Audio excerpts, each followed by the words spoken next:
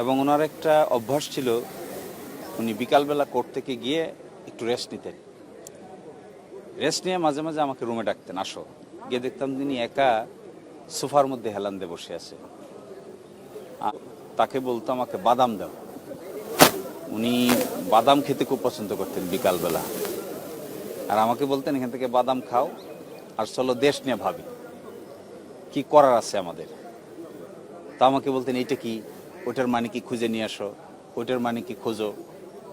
মনে হইতো যেন সর্বক্ষণ মাথার মধ্যে এটাই চিন্তা হতো যে আমি মনে হয় এই কাজটা করা এখনো বাকি আছে, ওই কাজটা করা এখনো বাকি আছে, এখনো মনে শেষ করতে পারলাম না। আমাদেরকে বলতেন যে অলস সময় কাটাবা না। আইনজীবীদের একটা বড় গুণাবলী হলো অনেক সময় বড় বড় ইস্যু ডেকে নিয়ে আসে।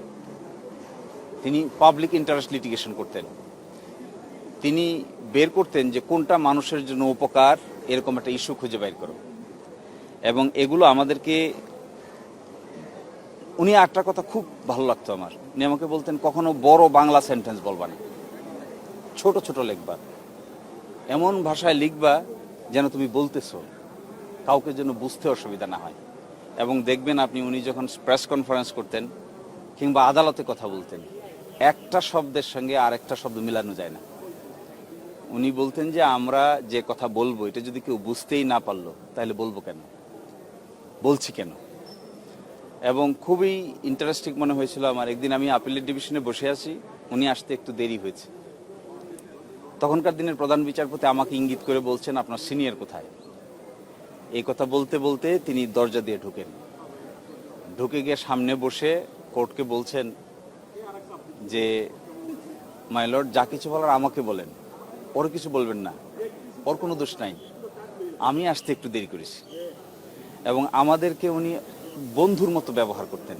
পাশে বসো, আবার যখন নামাজের সময় নামাজ পড়ো, আবার যখন পড়ার সময় একটা একটা পয়েন্ট উনি মেক করে জিজ্ঞাসা করতেন আমার কথাটা ঠিক আছে, তুমি আমার বিরুদ্ধে বলো।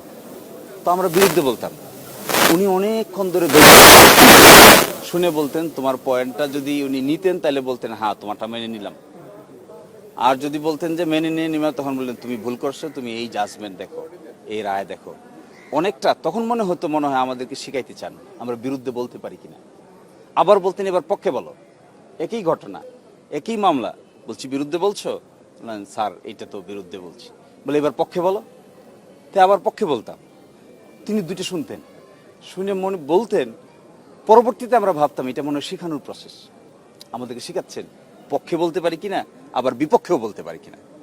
এই ধরনের বড় মাপের মানুষ, সত্যিকার অর্থে আমি অনেক বড় বড় সিনিয়র আইনজীবীদের সঙ্গে কাজ করার সৌভাগ্য আমার হয়েছে, কিন্তু এইভাবে বন্ধুর মতো করে হাতে ধরে কেউ কাউকে আর্গুমেন্ট শেখায় এটা আমি কখনো দেখি নাই।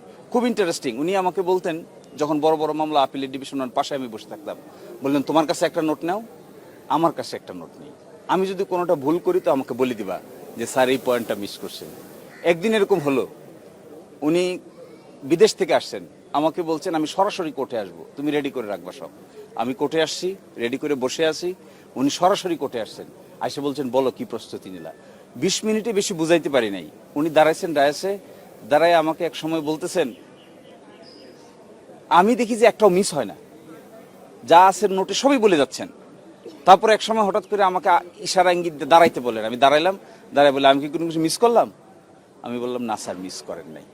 এই ধরনের ট্যালেন্টেড পার্সোনাল, উনি যদি কাউকে অ্যাটাকও করতেন, কারোর বিরুদ্ধেও যদি বলতেন, সেটাও এমন সুন্দর শব্দ ব্যবহার করতেন। আমাকে বলতেন একটা ভালো শব্দ খোঁজো, আমি যে গালি দিব এটার একটা ভালো শব্দ খোঁজো। এমন কোনো গালি আমি দিতে পারবো না যে গালিটা স্ল্যাং হয়ে যায়, যে গালিটা অসম্মানজনক। তুমি এমন একটা শব্দ বাইর করো যে শব্দটা বললে পরে গালিও হবে, আবার আমার ভদ্রতাও রক্ষা হবে।